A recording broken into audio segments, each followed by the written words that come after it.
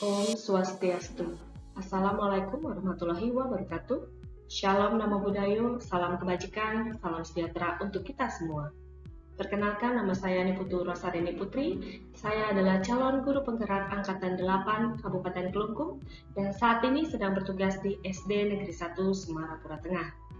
Pada kesempatan kali ini, saya akan memaparkan kesimpulan dan refleksi penerapan konsep pemikiran Ki Hajar Dewantara.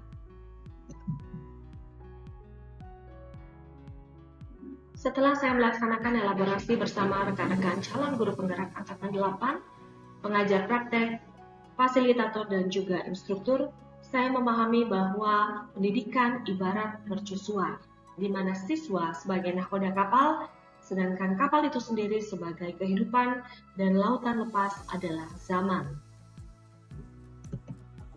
Siswa mengarungi lautan zaman dengan kekuatan masing-masing sesuai dengan kodrat alam dan keadaannya. Pendidikan menuntun siswa menuju keselamatan dan kebahagiaan yang setinggi-tingginya.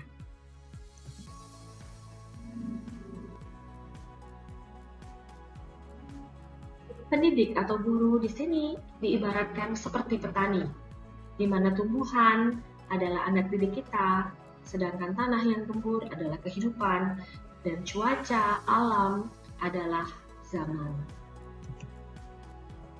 Setiap bibit memiliki keunggulan masing-masing. Pendidik hanya memfasilitasi tumbuhan-tumbuhan tersebut untuk bertahan pada kondisi alam apapun. Namun, tumbuhan-tumbuhan tersebut tumbuh sesuai dengan kodratnya. Lalu, setelah melaksanakan elaborasi modul 1.1, adapun intisari pemahaman pemikiran Ki Hajar Dewantara dapat saya simpulkan sebagai berikut. Yang pertama adalah pendidikan berarti menuntun. Guru menuntun siswa menuju keselamatan dan kebahagiaan setinggi-tingginya berdasarkan konsep Ing Arso Sung Tolodo, Ing Madyo Mangunkarso, dan Tudmuri Handayani. Kesimpulan yang kedua adalah kodrat anak-anak adalah bermain sambil belajar.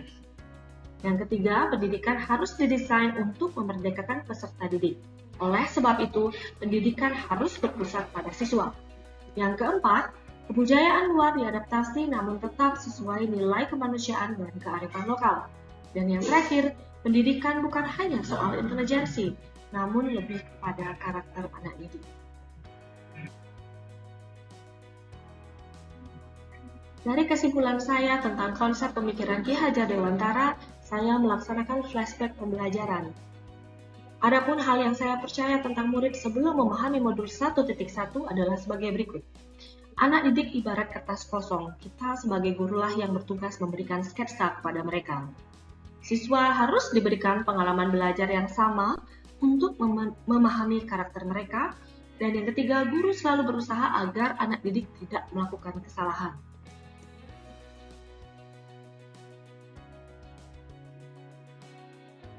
Setelah melakukan elaborasi modul 1.1, saya melaksanakan reformasi pemikiran. Jadi, adapun reformasi pemikiran saya, setelah saya lebih memahami modul 1.1 adalah bahwa yang pertama, anak didik terlahir ibarat kertas berisi sketsa muram. Tugas kita sebagai tenaga pendidik adalah menuntun mereka menebalkan sketsa baik dan menyamarkan sketsa buruknya. Kedua, guru harus mendiagnosa karakter, minat, dan bakat anak, sehingga nanti bisa merancang pembelajaran yang sesuai dengan keunikan anak, sehingga anak-anak bisa belajar dengan merdeka sesuai dengan kebutuhan mereka. Dan yang ketiga, guru menuntun siswa agar belajar dari kesalahan.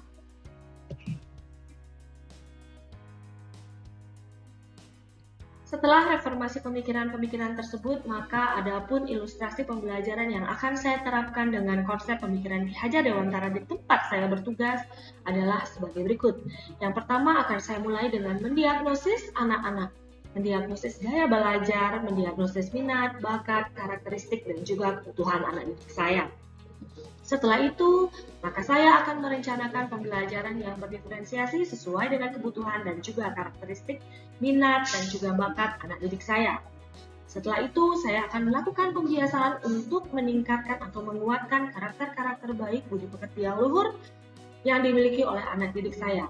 Serta saya juga akan membuat proyek penguatan profil pelajar Pancasila untuk meningkatkan karakter profil pelajar Pancasila pada diri anak didik saya. Dan yang terakhir, saya akan selalu melaksanakan refleksi setelah proyek ataupun proses pembelajaran, sehingga saya bisa tahu apa yang dirasakan oleh anak didik saya, apa yang diinginkan oleh anak didik saya, dan sejauh mana tujuan pembelajaran saya bisa tercapai. Selama melaksanakan elaborasi modul 1.1, memahami kembali konsep pembelajaran atau pemikiran Ki Hajar Dewantara, kemudian melakukan ruang kolaborasi dengan teman-teman CGP dan juga PP, serta bertanya jawab dengan fasilitator saya. Akhirnya ada pun beberapa catatan penting saya sebagai seorang pendidik yang harus saya garis bawahi dan harus saya perhatikan adalah yang pertama, setiap individu adalah unik dan berharga. Proses pembelajaran dan pendidikan harus mampu menjangkau setiap individu. Pertanyaan di benak saya adalah bagaimana saya bisa menjangkau setiap individu jika kelas yang saya ampu adalah kelas besar atau dengan siswa yang lebih dari 35 siswa. Kedua, kodrat anak-anak adalah bermain. Pembelajaran sejatinya dirancang sebagai arena bermain anak-anak, di mana itu artinya seorang guru harus mampu memfasilitasi siswa dengan proses pembelajaran yang menyenangkan. Yang ketiga, pembiasaan adalah poin penentu kontinuitas dalam proses pembelajaran. Dan yang terakhir, pengenalan budaya luar perlu, namun pengokohan kearifan lokal sangatlah penting.